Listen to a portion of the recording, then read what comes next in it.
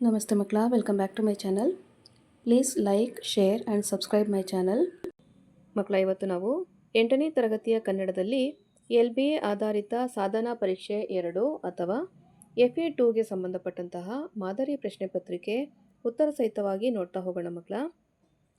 ಉತ್ತರವನ್ನು ಬರೆಯೋದಕ್ಕೆ ನಿಮಗೆ ಸಿಗುವಂತಹ ಸಮಯ 1 ಗಂಟೆ ಅಥವಾ 60 ನಿಮಿಷಗಳ ಕಾಲ. ಗರಿಷ್ಠ ಅಂಕಗಳು 20 ಆಗಿರುತ್ತೆ ಮಕ್ಕಳ. ಫಸ್ಟ್ ಹೆಡಿಂಗ್ ನೋಡಿ. ಕೊಟ್ಟಿರುವ ಪ್ರತಿ ಪ್ರಶ್ನೆಗೂ 4 ಆಯ್ಕೆಗಳನ್ನು ನೀಡಲಾಗಿದೆ. ಇವುಗಳಲ್ಲಿ ಸರಿ ಉತ್ತರವನ್ನು ಆರಿಸಿ ಕ್ರಮಾಕ್ಷರದೊಂದಿಗೆ ಬರೆಯಿರಿ. ಇಲ್ಲಿ ನೋಡಿ ಮಕ್ಕಳ, ಕ್ರಮಾಕ್ಷರದೊಂದಿಗಿನ ಪ್ರತಿ ಸರಿ ಉತ್ತರಕ್ಕೆ 1 ಅಂಕ ಅಂತ ಕೊಟ್ಟಿದ್ದಾರೆ. ಇಲ್ಲಿ ಒಟ್ಟು 3 ಪ್ರಶ್ನೆಗಳಿರುತ್ತೆ ಮಕ್ಕಳ. ಅವ್ರು ಹಾಕಿರುವಂತಹ ಕಂಡೀಷನ್ ಪ್ರಕಾರ ನೀವು ಉತ್ತರವನ್ನು ಬರೆದ್ರೆ ಪ್ರತಿ ಸರಿ ಉತ್ತರಕ್ಕೆ 1 ಅಂಕ ನಿಮಗೆ ಸಿಗ್ತಾ ಹೋಗುತ್ತೆ. ಅರ್ಥ ಆಯ್ತಲ್ವಾ? ಪ್ರಶ್ನೆ 1 ನೋಡಿ. ವರ್ಷ ಪದದ ತದ್ಭವ ರೂಪ. ಸರಿಯಾದ ಉತ್ತರ ಆಯ್ಕೆ ಎ, ವರುಸ. ವರ್ಷ ಪದದ ತದ್ಭವ ರೂಪ ವರುಸ. ಪ್ರಶ್ನೆ 2. ಕೆಳಗಿನವುಗಳಲ್ಲಿ ಸವರ್ಣ ದೀರ್ಘ ಸಂಧಿಗೆ ಉದಾಹರಣೆ. ಸರಿಯಾದ ಉತ್ತರ ಆಯ್ಕೆ ಬಿ, ಚಕ್ರಾಧಿಪತಿ. ಸವರ್ಣ ದೀರ್ಘ ಸಂಧಿಗೆ ಉದಾಹರಣೆ ಚಕ್ರಾಧಿಪತಿ. ಪ್ರಶ್ನೆ 3. ಸಪ್ತಮಿ ವಿಭಕ್ತಿಯ ಕಾರಕಾರ್ಥ. ಸರಿಯಾದ ಉತ್ತರ ಅಧಿಕರಣ. ಸಪ್ತಮಿ ವಿಭಕ್ತಿಯ ಕಾರಕಾರ್ಥ ಅಧಿಕರಣ. ನೆಕ್ಸ್ಟ್ ಹೆಡಿಂಗ್ ನೋಡಿ ಮಕ್ಕಳ. ಕೊಟ್ಟಿರುವ ಪ್ರತಿ ಪ್ರಶ್ನೆಗೂ ಒಂದೊಂದು ವಾಕ್ಯದಲ್ಲಿ ಉತ್ತರಿಸಿರಿ. ಇಲ್ಲಿ ಒಟ್ಟು 3 ಪ್ರಶ್ನೆ ಇರುತ್ತೆ ಮಕ್ಕಳ. ಸರಿಯಾದ ಉತ್ತರವನ್ನು ಬರೆದ್ರೆ ತಲಾ 1 ಅಂಕ ಸಿಗ್ತಾ ಹೋಗುತ್ತೆ ನಿಮಗೆ. ಪ್ರಶ್ನೆ 4. ಗಾಳಿಯಲ್ಲಿ ಬೂದಿಯನ್ನು ತೂರಿದಾಗ ಎಲ್ಲಿ ಬೀಳುತ್ತದೆ? ಉತ್ತರ ಗಾಳಿಯಲ್ಲಿ ಬೂದಿಯನ್ನು ತೂರಿದಾಗ ಭತ್ತ ಬೆಳೆಯುವ ನಾಡಿನಲ್ಲಿ ಹೋಗಿ ಬೀಳುತ್ತದೆ. ಪ್ರಶ್ನೆ 5. ಜಪದ ಫಲ ನಮಗೆ ಸಿಗಬೇಕಾದರೆ ಯಾವುದನ್ನು ಬಿಡಬೇಕು? ಉತ್ತರ ಜಪದ ಫಲ ನಮಗೆ ಸಿಗಬೇಕಾದರೆ ಕಪಟತನದಲ್ಲಿ ಜನರನ್ನು ಕಾಡುವುದನ್ನು ಬಿಡಬೇಕು. ಪ್ರಶ್ನೆ 6. ಯುವಕನ ತಂದೆಗೆ ಏನನ್ನು ತೆಗೆದುಕೊಳ್ಳಲು ಇಷ್ಟವಿರಲಿಲ್ಲ? ಉತ್ತರ ಯುವಕನ ತಂದೆಗೆ ವರದಕ್ಷಿಣೆಯನ್ನು ತೆಗೆದುಕೊಳ್ಳಲು ಇಷ್ಟವಿರಲಿಲ್ಲ. ನೆಕ್ಸ್ಟ್ ಹೆಡಿಂಗ್ ನೋಡಿ ಮಕ್ಕಳ. ಕೊಟ್ಟಿರುವ ಪ್ರತಿ ಪ್ರಶ್ನೆಗೂ 3 ಅಥವಾ 4 ವಾಕ್ಯಗಳಲ್ಲಿ ಉತ್ತರಿಸಿರಿ. ಇಲ್ಲಿ ಒಟ್ಟು 2 ಪ್ರಶ್ನೆ ಇರುತ್ತೆ ಮಕ್ಕಳ. ತಲಾ 2 ಅಂಕ ಸಿಗುತ್ತೆ. ಇರುವಂತಹ ಕಂಡೀಷನ್ನ ನೋಡಿ. ಉತ್ತರದ ಅಂಶಗಳನ್ನಾಧರಿಸಿ ಪ್ರತಿ ಪ್ರಶ್ನೆಗೂ 2 ಅಂಕಗಳು. ಅಂದರೆ ನೀವು ಕಂಪ್ಲೀಟಾಗಿ ಉತ್ತರವನ್ನು ಬರೀಬೇಕು. ಹಾಗೆ ಎಲ್ಲೂ ಸ್ಪೆಲ್ಲಿಂಗ್ ಮಿಸ್ಟೇಕ್ ಇರಬಾರ್ದು ಮಕ್ಕಳ. ಅರ್ಥ ಆಯ್ತಲ್ವಾ? ಪ್ರಶ್ನೆ 7ರಲ್ಲಿ ನೋಡಿ. ರಾಜನು ನೀನಿರುವ ರೀತಿ ಸನ್ಯಾಸವಲ್ಲವೇ ಎನ್ನಲು ಕಾರಣವೇನು? ಉತ್ತರ ಯಶೋಧರೆಯು ರಾಜನನ್ನು ಕುರಿತು ಈ ಹಿಂದೆ ಗಾರ್ಗಿಯು ಸನ್ಯಾಸದಲ್ಲಿ ತನ್ನ ಪತಿಯೊಡನೆ ಅರಣ್ಯಕ್ಕೆ ತೆರಳಿದಳು ಎನ್ನುವುದನ್ನು ಕೇಳಿರುವೆನು. ನಾನೂ ಸಹ ಅಂತೆಯೇ ಸನ್ಯಾಸವನ್ನು ಸ್ವೀಕರಿಸಿ ನನ್ನ ಪತಿಯ ಬಳಿಗೆ ಹೋಗುವೆನು. ಅವರೊಡನೆ ಸನ್ಯಾಸಿಯಂತೆಯೇ ಜೀವನ ನಡೆಸುವೆನು ಎಂದು ಹೇಳುತ್ತಾಳೆ. ಆಗ ರಾಜನು, ನಿನ್ನ ಪತಿಯು ತೊರೆದು ಹೋದ ಕಳೆದ 10 ವರ್ಷಗಳಿಂದಲೂ ನೀನು ಸನ್ಯಾಸಿಯಂತೆಯೇ ಇರುವೆಯಲ್ಲ ಎಂದು ಹೇಳುತ್ತಾನೆ. ಪ್ರಶ್ನೆ 8 ನೋಡಿ ಮಕ್ಕಳ. ಸುವ್ರತಿ ಹಾಗೂ ಸುತನ ಬಗೆಗೆ ಕವಿ ಏನು ಹೇಳಿದ್ದಾನೆ? ಉತ್ತರ ಶ್ರುತಿ ಮಾರ್ಗವನ್ನು ಬಿಡದಾತನು ಸುವ್ರತಿ. ತಂದೆ ತಾಯಿಗಳಿಗೆ ಸದ್ಗತಿಯನ್ನು ನೀಡುವವನು ಸುತನು ಎಂದು ಹುಲಿಗೆರೆಯ ಸೋಮನಾಥನು ಹೇಳುತ್ತಾನೆ. ನೆಕ್ಸ್ಟ್ ಹೆಡಿಂಗ್ ನೋಡಿ ಮಕ್ಕಳ. ಕೊಟ್ಟಿರುವ ಲೇಖಕರ ಅಥವಾ ಕವಿಗಳ ಕಾಲ, ಸ್ಥಳ ಮತ್ತು ಒಂದು ಕೃತಿಯನ್ನು ಕುರಿತು ವಾಕ್ಯ ರೂಪದಲ್ಲಿ ಟಿಪ್ಪಣಿ ಬರೆಯಿರಿ. ಇಲ್ಲಿ ಒಬ್ಬರ ಬಗ್ಗೆ ಮಾತ್ರ ನೀವು ಬರಿಬೇಕಾಗತ್ತೆ ಮಕ್ಕಳ. 2 ಅಂಕ ಸಿಗುತ್ತೆ. ನೋಡಿ, ಸ್ಥಳ ಹಾಗೂ ಕಾಲವನ್ನು ಬರೆದ್ರೆ 1 ಅಂಕ, ಕೃತಿ ಹಾಗೂ ಪ್ರಶಸ್ತಿಯನ್ನು ಬರೆದ್ರೆ 1 ಅಂಕ, ಒಟ್ಟು 2 ಅಂಕ ನಿಮಗೆ ಸಿಗುತ್ತೆ. ಹಾಗೆಯೇ ಉಳಿದಂತಹ ವಿವರಣೆಯನ್ನು ಸಹ ನೀವು ಜೊತೆಯಲ್ಲಿ ಬರಿಬೇಕಾಗತ್ತೆ ಮಕ್ಕಳ. ಅರ್ಥ ಆಯ್ತಲ್ವಾ? ನೋಡಿ, ಪ್ರಶ್ನೆ 9ರಲ್ಲಿ ಶ್ರೀಮತಿ ನೇಮಿಚಂದ್ರ. ಶ್ರೀಮತಿ ನೇಮಿಚಂದ್ರ ಅವರು ಕ್ರಿಸ್ತಶಕ 1959ರಲ್ಲಿ ಚಿತ್ರದುರ್ಗ ಜಿಲ್ಲೆಯಲ್ಲಿ ಜನಿಸಿದರು. ಇವರು ಬದುಕು ಬದಲಿಸಬಹುದು ಎನ್ನುವ ಅಂಕಣ ಬರಹವನ್ನು ಪೆರುವಿನ ಕಣಿವೆಯಲ್ಲಿ ಒಂದು ಕನಸಿನ ಪಯಣ ಎನ್ನುವ ಪ್ರವಾಸ ಕಥನಗಳನ್ನು, ನಮ್ಮ ಕನಸುಗಳಲ್ಲಿ ನೀವಿದ್ದೀರಿ, ಮತ್ತೆ ಬರೆದ ಕಥೆಗಳು, ನೇಮಿಚಂದ್ರರ ಕಥೆಗಳು ಎನ್ನುವ ಕಥಾ ಸಂಕಲನಗಳನ್ನು ಯಾದ್ ವಶೇಮ್ ಎನ್ನುವ ಕಾದಂಬರಿಯನ್ನು ರಚಿಸಿದ್ದಾರೆ. ಇವರ ಪೆರುವಿನ ಪವಿತ್ರ ಕಣಿವೆಯಲ್ಲಿ ಕೃತಿಗೆ ಕರ್ನಾಟಕ ಸಾಹಿತ್ಯ ಅಕಾಡೆಮಿ ಪ್ರಶಸ್ತಿಯನ್ನು ನೀಡಲಾಗಿದೆ. ಇವರಿಗೆ ನೃಪತುಂಗ ಪ್ರಶಸ್ತಿ, ಅತ್ತಿಮಬ್ಬೆ ಪ್ರಶಸ್ತಿ ಮೊದಲಾದ ಪ್ರಶಸ್ತಿಗಳನ್ನು ನೀಡಿ ಗೌರವಿಸಲಾಗಿದೆ. ನೆಕ್ಸ್ಟ್ ಹೆಡಿಂಗ್ ನೋಡಿ ಮಕ್ಕಳ, ಕೊಟ್ಟಿರುವ ಗಾದೆಗಳಲ್ಲಿ ಯಾವುದಾದರೂ ಒಂದನ್ನು ವಿಸ್ತರಿಸಿ ಬರೆಯಿರಿ. ಇಲ್ಲಿ ಒಂದು ಗಾದೆ ಮಾತನ್ನು ವಿಸ್ತರಣೆ ಮಾಡಬೇಕು. 2 ಅಂಕ ಸಿಗುತ್ತೆ ಮಕ್ಕಳ. ನೋಡಿ, ಗಾದೆಯ ಮಹತ್ವದ ವಿವರಣೆಗೆ 1 ಅಂಕ, ಉದಾಹರಣೆಯೊಂದಿಗೆ ಅರ್ಥ ವಿವರಣೆಗೆ 1 ಅಂಕ, ಒಟ್ಟು 2 ಅಂಕಗಳು ಸಿಗುತ್ತೆ. ಪ್ರಶ್ನೆ 10ರಲ್ಲಿ ನೋಡಿ, ಮನಸ್ಸಿದ್ದರೆ ಮಾರ್ಗ ಹಾಗೂ ತಾಳಿದವನು ಬಾಳಿಯಾನು, ಈ ಎರಡರಲ್ಲಿ ಯಾವುದನ್ನ ಒಂದನ್ನು ಆಯ್ಕೆ ಮಾಡಿಕೊಂಡು ನೀವು ವಿಮರ್ಶೆಯನ್ನು ಬರಿಬೇಕು ಮಕ್ಕಳ. ಗಾದೆಯನ್ನು ವಿಸ್ತರಣೆ ಮಾಡಿ ಬರಿಬೇಕಾಗತ್ತೆ. ಅರ್ಥ ಆಯ್ತಲ್ವಾ? ಮೊದಲಿಗೆ ನೋಡಿ ಮಕ್ಕಳ, ಮನಸ್ಸಿದ್ದರೆ ಮಾರ್ಗ ಈ ಒಂದು ಗಾದೆ ಮಾತನ್ನು ನೋಡ್ತಾ ಹೋಗೋಣ. ಮಾನವನ ಚೈತನ್ಯಕ್ಕೆ, ಬುದ್ಧಿಶಕ್ತಿಗೆ ಮಿತಿಯಿಲ್ಲ. ಸಕಾರಾತ್ಮಕ ಭಾವದಿಂದ ನಾವು ಕಾರ್ಯೋನ್ಮುಖರಾಗಬೇಕು. ನಾವು ಯಾವುದೇ ಒಂದು ಕೆಲಸವನ್ನು ಸರಿಯಾಗಿ ಮಾಡಲು ಆಸಕ್ತಿ ಇರಬೇಕು. ಹಾಗೆಯೇ ಆಸಕ್ತಿ ಮೂಡಲು ಆ ಕೆಲಸದ ಬಗ್ಗೆ ನಮಗೆ ಪ್ರೀತಿ ಇರಬೇಕು. ಹಾಗೆ ಆ ಕೆಲಸದಲ್ಲಿ ಪ್ರೀತಿ ಇದ್ದಾಗ ಸಹಜವಾಗಿಯೇ ಆ ಕೆಲಸ ಯಶಸ್ವಿಯಾಗುತ್ತದೆ. ವಿದ್ಯಾರ್ಥಿಯಾದವನು ಯಶಸ್ಸು ಪಡೆಯಬೇಕು ಎಂಬ ಮನಸ್ಸಿನಿಂದ ಕಾರ್ಯಪ್ರವೃತ್ತನಾದರೆ ಅವನ ಗುರಿ ತಲುಪುವ ಮಾರ್ಗ ಕಾಣುವುದು.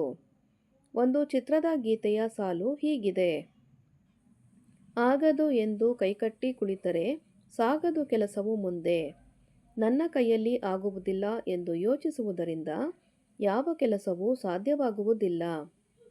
Where there is a will there is a way ಎಂಬ ಆಂಗ್ಲ ಮಾತಿನಂತೆ ನಮ್ಮಲ್ಲಿ ಯಾವುದನ್ನೇ ಆಗಲಿ ಮಾಡಬೇಕು ಎನ್ನುವ ಉತ್ಕಟ ಆಕಾಂಕ್ಷೆ ಹುಟ್ಟಿಬಿಟ್ಟರೆ ಮಿಕ್ಕ ದಾರಿ ತಾನಾಗಿಯೇ ತೆರೆದುಕೊಳ್ಳುತ್ತದೆ. ಮಾಡಿಯೇ ತೀರುತ್ತೇನೆ ಎಂಬ ಮನಸ್ಸು ಎಂಥ ಕೆಲಸವನ್ನಾದರೂ ಸಾಧ್ಯಗೊಳಿಸುತ್ತದೆ ಎಂದು ಈ ಗಾದೆ ಸೂಚಿಸುತ್ತದೆ. ನೆಕ್ಸ್ಟ್ ನೋಡಿ ಮಕ್ಕಳ, ತಾಳಿದವನು ಬಾಳಿಯಾನು. ಜೀವನದಲ್ಲಿ ಏಳು ಬೀಳುಗಳು, ಕಷ್ಟ ಕಾರ್ಪಣ್ಯ, ಸುಖ ದುಃಖ, ನೋವು ನಲಿವು, ಕೋಪ ತಾಪಗಳು ಸಹಜ. ಎಂತಹ ಸಂದರ್ಭದಲ್ಲೂ ವಿವೇಕವನ್ನು ಕಳೆದುಕೊಳ್ಳಬಾರದು. ತಾಳ್ಮೆಯಿಂದ ಇರಬೇಕು. ತಾಳ್ಮೆಗಿಂತ ತಪವೂ ಇಲ್ಲ ಎಂದಿದ್ದಾರೆ ಕನಕದಾಸರು. ಗಿಡ ನೆಟ್ಟ ಕೂಡಲೇ ಫಸಲು ಬಿಡಬೇಕು ಎಂದರೆ ಸಾಧ್ಯವಿಲ್ಲ. ಸಂಗೀತಾಭ್ಯಾಸ ಮಾಡಿದರೆ ಒಂದೇ ತಿಂಗಳಲ್ಲಿ ಕಚೇರಿ ನೀಡುವಂತಾಗಬೇಕು ಎನ್ನುವುದು ಸಾಧ್ಯವಿಲ್ಲ. ಪ್ರತಿಯೊಂದು ಸಾಧನೆಯಲ್ಲೂ ತಾಳ್ಮೆ ಬೇಕು. ತಾಳ್ಮೆಗೆ ಕಾಯುವ ಗುಣ ಬೇಕು. ಆತುರಗಾರನಿಗೆ ಬುದ್ಧಿ ಕೆಳಮಟ್ಟ.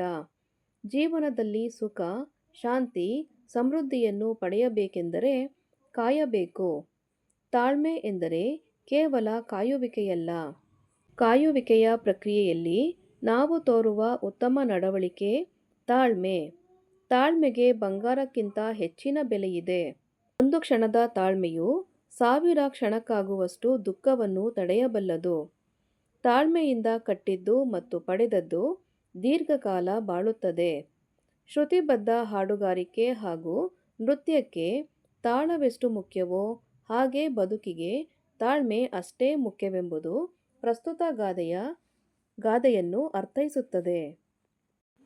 ನೆಕ್ಸ್ಟ್ ಹೆಡಿಂಗ್ ನೋಡಿ ಮಕ್ಕಳ, ಕೊಟ್ಟಿರುವ ಪ್ರತಿ ಹೇಳಿಕೆಯನ್ನು ಸಂದರ್ಭದೊಡನೆ ವಿವರಿಸಿರಿ. ಇಲ್ಲಿ ಒಂದೇ ಸಂದರ್ಭವನ್ನು ಕೊಟ್ಟಿರ್ತಾರೆ ಮಕ್ಕಳ, 2 ಅಂಕ ಸಿಗುತ್ತೆ.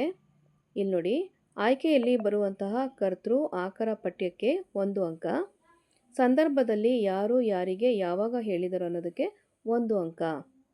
ಅರ್ಥ ಆಯ್ತಲ್ವಾ? ಪ್ರಶ್ನೆ 11ರಲ್ಲಿ ನೋಡಿ, ಅಮ್ಮಾಜಿ ನಿನಗೆ ಭಯ ಬೇಡಮ್ಮ, ನಾ ಮರಳಿ ಬಹೆನಮ್ಮ. ಆಯ್ಕೆ: ಪ್ರಸ್ತುತ ವಾಕ್ಯವನ್ನು ಶ್ರೀ ಮಾಸ್ತಿ ವೆಂಕಟೇಶ್ ಅಯ್ಯಂಗಾರ್ ಅವರು ರಚಿಸಿರುವ ಯಶೋಧರೆ ನಾಟಕದಿಂದ ಆಯ್ದ ಯಶೋಧರೆ ಎಂಬ ಗದ್ಯಭಾಗದಿಂದ ಆರಿಸಲಾಗಿದೆ. ಸಂದರ್ಭ: ಯಶೋಧರೆಯು ತನ್ನ ಮಗನಾದ ರಾಹುಲನನ್ನು ತಂದೆಯ ಬಳಿಗೆ ಕಳುಹಿಸಲು ಭಯಗೊಂಡಿದ್ದ ಸಂದರ್ಭದಲ್ಲಿ ರಾಹುಲನು ಈ ಮಾತನ್ನು ತನ್ನ ತಾಯಿಗೆ ಹೇಳುತ್ತಾನೆ.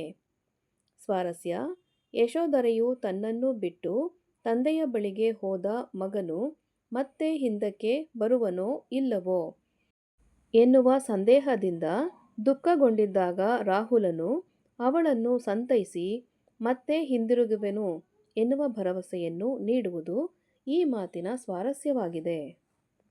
ನೆಕ್ಸ್ಟ್ ಹೆಡಿಂಗ್ ನೋಡಿ ಮಕ್ಕಳ, ಕೊಟ್ಟಿರುವ ಪದ್ಯಭಾಗವನ್ನು ಪೂರ್ಣಗೊಳಿಸಿರಿ. ಇಲ್ಲಿ ಒಂದೇ ಪದ್ಯಭಾಗವನ್ನು ಕೊಟ್ಟಿರ್ತಾರೆ, 2 ಅಂಕ ಸಿಗುತ್ತೆ ಮಕ್ಕಳ.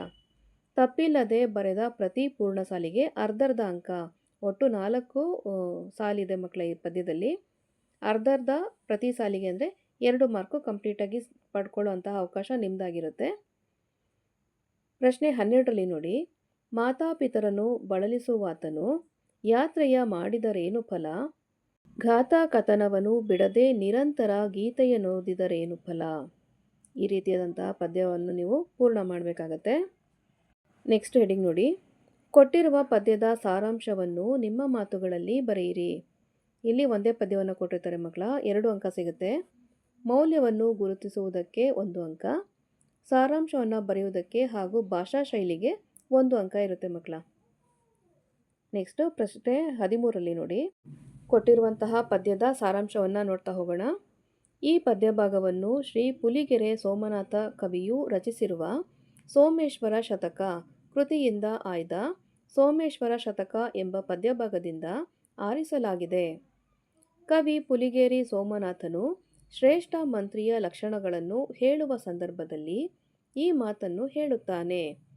ಬಹಳ ಗಂಭೀರನಾದವನು, ದಾನಶೀಲನಾದವನು, ಧೈರ್ಯಶಾಲಿಯಾದವನು, ಗುಣಶಾಲಿಯಾದವನು, ಸತ್ಯಸಂಧಾನನಾದವನು, ಅನೇಕ ಲಿಪಿಗಳನ್ನು ಭಾಷೆಗಳನ್ನು ಪರಿಚಯ ಮಾಡಿಕೊಂಡಿರುವವನು, ಲಂಚಕ್ಕೆ ಆಸೆ ಪಡದವನು, ನೇಮಿಷ್ಠನು, ಒಳ್ಳೆಯ ಧರ್ಮಿಷ್ಠನು, ವಿಚಾರಶಾಲಿಯು, ಚತುರೋಪಾಯಗಳನ್ನು ಬಲ್ಲವನು, ಸ್ವಾಮಿ ಕಾರ್ಯದಲ್ಲಿ ಆಸಕ್ತಿ ಉಳ್ಳವನು, ಶ್ರೇಷ್ಠನಾದ ಮಂತ್ರಿ ಎಂದು ಪುಲಿಗೆರೆ ಸೋಮನಾಥ ಕವಿಯು ಹೇಳುತ್ತಾನೆ. ಶ್ರೇಷ್ಠ ಮಂತ್ರಿಯಾದವನು ಅತಿ ಗಂಭೀರ ಸ್ವಭಾವದವನು ಆಗಿರಬೇಕು ಹಾಗೂ ಉದಾರ ಗುಣವುಳ್ಳವನು ಆಗಿರಬೇಕು ಎಂಬುದನ್ನು ಈ ಮಾತಿನ ಮೂಲಕ ಸ್ವಾರಸ್ಯಪೂರ್ಣವಾಗಿ ಅಭಿವ್ಯಕ್ತಪಡಿಸಲಾಗಿದೆ. ಮಕ್ಕಳ, ಇಲ್ಲಿಗೆ 8ನೇ ತರಗತಿಯ ಕನ್ನಡದಲ್ಲಿ LBA ಆಧಾರಿತ ಸಾಧನಾ ಪರೀಕ್ಷೆ 2 ಅಥವಾ FA2ಗೆ ಸಂಬಂಧಪಟ್ಟಂತಹ ಮಾದರಿ ಪ್ರಶ್ನೆ ಪತ್ರಿಕೆ ಉತ್ತರ ಸಹಿತವಾಗಿ ಮುಕ್ತಾಯಗೊಂಡಿದೆ ಮಕ್ಕಳ. ಈ ವಿಡಿಯೋ ನಿಮ್ಗೆ ಇಷ್ಟ ಆದಲ್ಲಿ ದಯವಿಟ್ಟು ನಮ್ಮ ಚಾನಲ್ನ ಲೈಕ್ ಮಾಡಿ, ಶೇರ್ ಮಾಡಿ, ಸಬ್ಸ್ಕ್ರೈಬ್ ಮಾಡಿಕೊಂಡು ನಾವು ಹಾಕುವಂಥ ಎಲ್ಲ ವಿಡಿಯೋನ ನೋಡ್ತಾ ನಮ್ಮನ್ನು ಎನ್ಕರೇಜ್ ಮಾಡ್ತಾ ಹೋಗಿ ಮಕ್ಕಳ. Thank you for watching. Bye bye.